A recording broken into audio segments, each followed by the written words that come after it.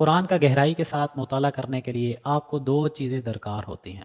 پہلا تفسیر، دوسرا تدبر۔ تفسیر سے آپ کو علم حاصل ہوتا ہے، تدبر سے آپ کو عقل حاصل ہوتی ہے۔ اگر آپ ان دونوں میں سے ایک چیز کو بھی لے کر نہیں چلیں گے تو وہ آپ کا ہی نقصان ہے۔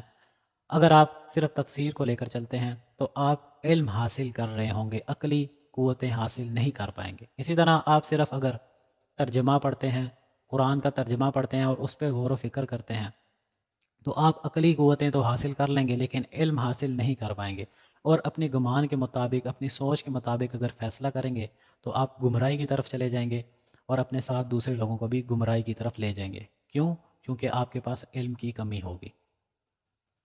تو یہ دونوں چیزیں قرآن کا مطالعہ کرنے کے لیے، گہرائی میں مطالعہ کرنے کے لیے دونوں چیزیں بہت ضروری ہیں۔ اب تفسیر کیا ہوتی ہے؟ تفسیر ان سمپل میننگ قرآن کی وضاحت ہوتی ہے۔ اس میں کچھ پوائنٹ ڈسکس ہوتے ہیں۔ پہلا پوائنٹ یہ کہ یہ آیت کب نازل ہوئی۔ قرآن کی کوئی بھی آیت اٹھا لی جائے تو پہلا پوائنٹ جو ڈسکس ہوتا ہے وہ یہ کہ یہ آیت کب نازل ہوئی آپ صلی اللہ علیہ وآلہ وسلم پر۔ دوسرا پوائنٹ، جب یہ آیت آپ صلی اللہ علیہ وآلہ وسلم کے اوپر نازل ہوئی تو تب کیا حالات و واقعات تھے، کیا پس منظر تھا، کیا مراحل تھے۔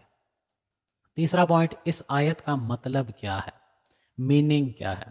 چوتھا پوائنٹ، آپ صلی اللہ علیہ وآلہ وسلم نے اس آیت کے بارے میں کیا فرمایا ہے۔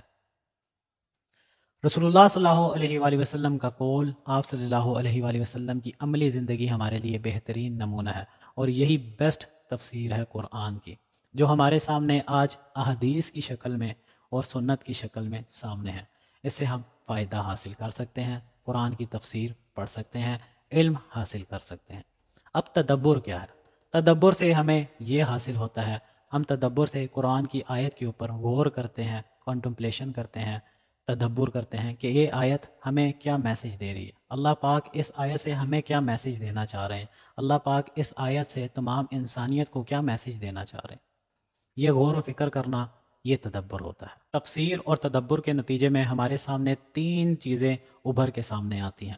پہلا، علم، حکمت، ایمان۔